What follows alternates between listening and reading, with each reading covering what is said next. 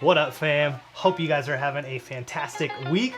A couple weeks ago, I posted a video about my trip to Alaska, and I had probably more people than ever reach out to me and ask me what I've been shooting with, how I color graded that, and a ton of other questions. And so I can't cover everything today, but today I thought it'd be fun to jump into my color grading, color correcting process. So let's get into it.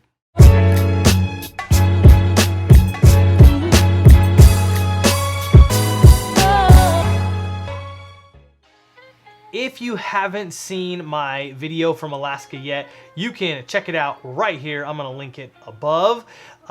Take some time, check that out. I'm not gonna show you any clips from it. I don't want this video to take forever, but watch it there, and I'm gonna show you guys kind of exactly how I color graded this video. So let's jump over into Premiere. Just so you know, if you don't use Premiere, and I'm on a Windows computer, but if you have a Mac or you use Final Cut, that's okay.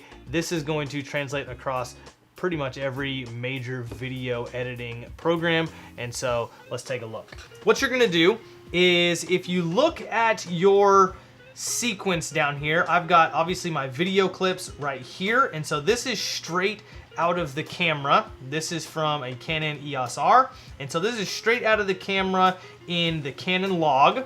And then right here, what I like to do is set up adjustment layers. So I have one adjustment layer, this bottom one, that is actually my color correction. And then this top adjustment layer is my effect that I like to put on things. And so if I activate this color correction, it makes it look like that. And then the effect that I ended up putting on it makes it look like that. But let me show you exactly how to do that. So let's go ahead, jump over to sequence number 3. And then we're gonna come up here to the top and we're gonna hit color.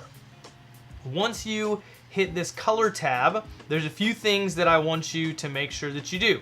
First thing, right click on, or first of all, come over here to Lumetri scopes. Once you've clicked on that, right click, make sure that you have your vector scope, your RGB parade, and your waveform selected. Make sure that you can see all 3 of these right here.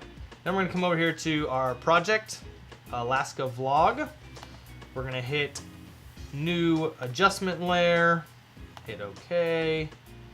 Then we're going to track down this adjustment layer. Should be right there. Awesome. I'm going to drag it, make sure it lines up. So once you have your adjustment layer lined up, one really cool thing about adjustment layers is you can make all of your effects, all of your color correction, everything you want to do on different adjustment layers. And so if you ever want to have a different look on your video, if you ever want to do anything that's different, all you have to do is either hide that layer or delete it, and you pretty much start from scratch. You don't have to go in and change every single color setting on these actual clips. And so that just makes it easier for me if I ever want to go in and change something. So grab that adjustment layer, put it right on top of your video. You don't want it to be underneath your video clip. Make sure it's on top, and then open up this color wheels and match section, okay? If you're in Final Cut, all of this is pretty much going to be the same. It'll look different because you might be on a Mac or you might be on Final Cut, but they have all of this same functionality, and so go ahead, find it in Final Cut, and this is gonna work exactly the same. So I come over here, and the first lever that I'm gonna hit is my shadows right here. And so if I watch my RGB parade and my waveform over here, when I grab these shadows, I'm gonna drag it all the way down as far as I can. This is moving really slow. I'm running off of an external hard drive right now, so that's kind of why it's taking a little while. And so I want to take it as far down as I can, but I don't want to get down. As soon as I see that things start to clip, then I want to stop pulling it down, okay? Because I don't want to lose any details in my shadows, in his beard, or up here in the mountain. So stop at 0. Then I'm going to come over here to my highlights, and I'm going to drag this until it gets pretty close to 100. I usually take it between 90 and 100, and I want to make sure that I get it as high as I can. What is going on right now? Hey, there we go. That's better. So I'm going to take it up. Make sure if you go above 100, what it's going to do is it's going to flatten out, and you're going to lose all of your details in the sky, in any of your highlights. And then from that point, you can play with your midtones and make it look pretty much color accurate. And so if it looks like it's overexposed, go ahead, take it down. If it looks like it's underexposed, go ahead, brighten it up a little bit.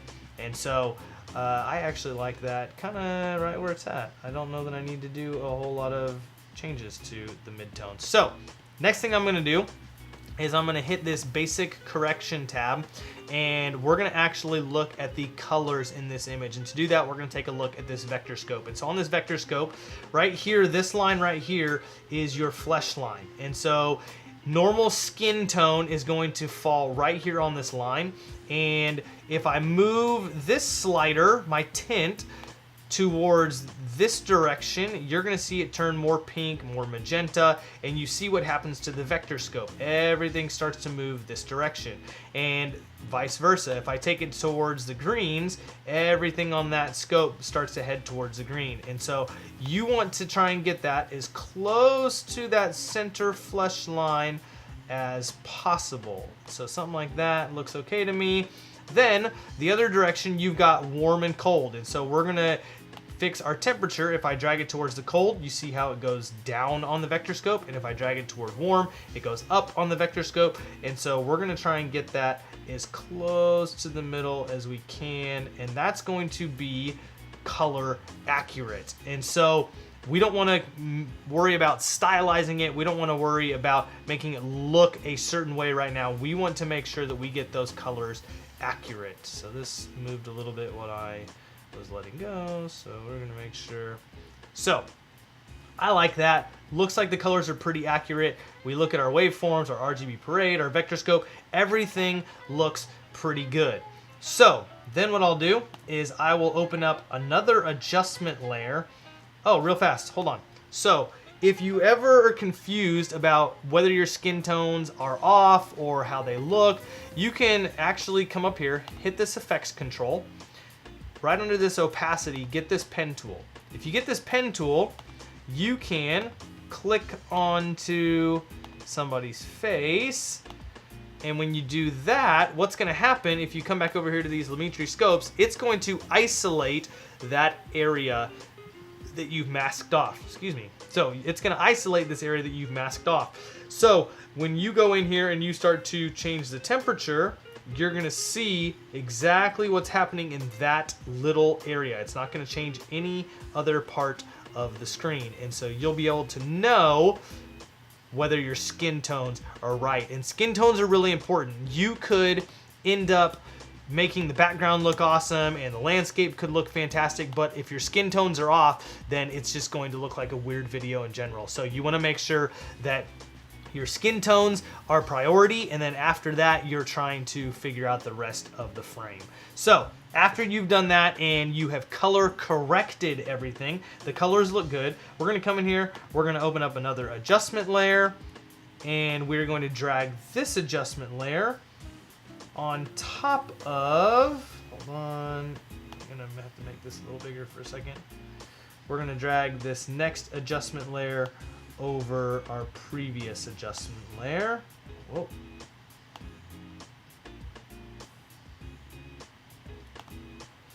Drag that across, drop it on top of, whoa, what is going on? Drag it on top of our other adjustment layer. And then here is where I like to stylize some things. And so there's a few options. Over here, you could obviously change the temperature. And so if for some reason you're like, okay, now that the colors are correct, but I want it to look a little bit more like golden hour. So we're gonna kind of fake in, is that a word? That's definitely a word. Maybe you want to fake that, you know, the sun's a little bit warmer than it was, so you can drag the temperature. Maybe it's really cold outside, so if it had been snowing or something, maybe I'd want it to feel a little colder, or it was a little cloudier, so I want it to feel a little colder, so you can drag that temperature there.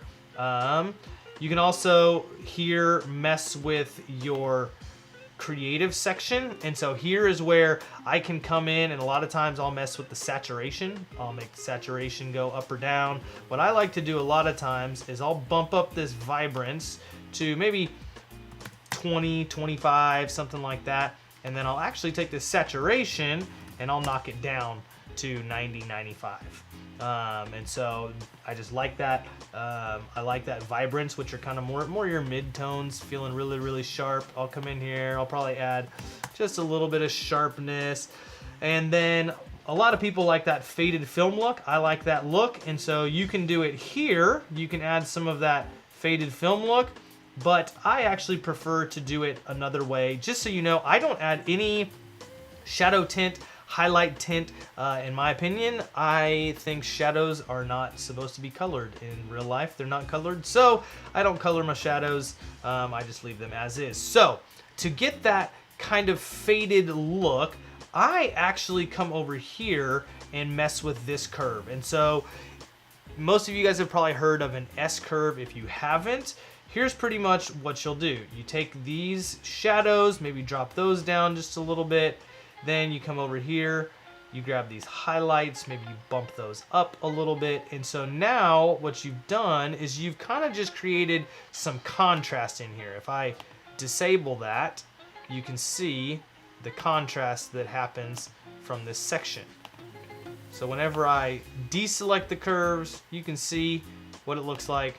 Select them, and then if you grab this point right here at the bottom, you can actually drag it up, and the farther you drag it up, the more faded it becomes. If I could give you some advice, I would say I like the faded look, so I like to add some of this in here, but I don't want it to look unnatural. And so a lot of times I'll add a little bit of fade. I come over here, I might mess with this curve so it's a smooth curve. You don't want it to be weird or anything like that. That's too much fade right there. So let's go ahead and take that down. But even something like that, I like that. I'm liking how that looks. So if you deselect it, here's what it looked like color corrected. Here's what it looks like with our effect, color corrected, and then completely flat straight out of the camera. And so yeah, that's pretty much it. That's my process. So let's pick another clip, maybe one that looks a little different. See if we can get one that maybe has some landscape in it. Man, coming off of this is, hey, that's a better one. Okay, so let's go ahead. We'll do that exact same process and it'll get faster. Running off of this hard drive was a bad idea. Sorry, guys. But it is really bogging down my computer. To tell you the truth, I had dragged this over to my hard drive to get it off of my computer. And I didn't really want to bring it back onto my computer for this video. I didn't think it would be that big of a deal. Obviously, I was dead wrong. So I apologize. But we're going to make this happen. So come over here, we're gonna come to our color wheels. We're gonna drag our shadows as far down to 0 as we can.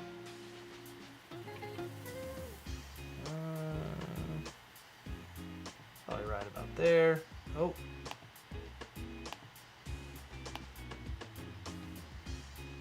And drag that down.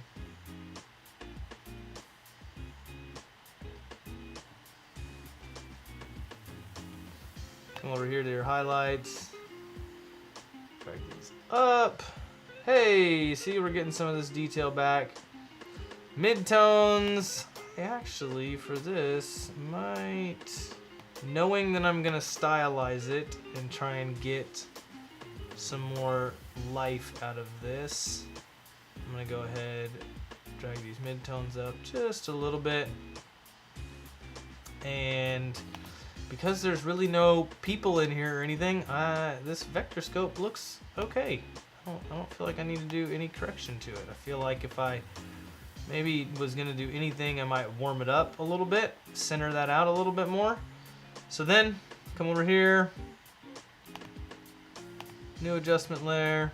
The other thing that you can do if you are working in the same environment, a lot of times I can just drag the exact same adjustment layer over my entire project because it was all shot in the same room. Or even with this project, what I did for a lot of it was I dragged the adjustment layer from the bottom where I color corrected, and I just had to make really minor adjustments. And then on this stylized layer, I really just had to make some minor adjustments too. So like I said, what I like to do is come over here to creative, pump up that vibrance. We're gonna do 25 this time because it's some landscape, and dang, I like some punchy landscape. You know what? I'm actually going to maybe add some saturation right here. Come on down to these curves. Add us a nice little S curve.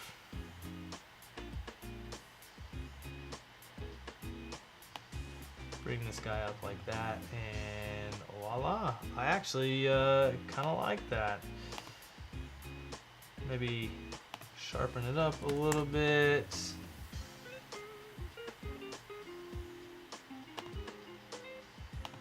The vignette is kind of weirding me out, so we're gonna try and get rid of some of that. That doesn't help a ton, but okay. And there you go. So there's a couple clips, and yeah, that's really my process from beginning to end. It's pretty fast, pretty easy.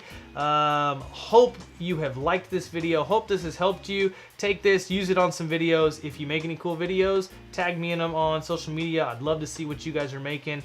If this video has helped you out at all, I would love it if you gave me a like. It really does help the channel. Subscribe. Share this video. If you have friends that you think could benefit from learning this tutorial, go ahead, share it. I would love that. And if you have any other comments, comment down below. If there's any tricks that you have to your color grading process or any ways that you like to stylize your videos, comment down below. I'd love to hear what you guys have to say. And I hope you have an awesome week. I'll see you next Wednesday. Peace.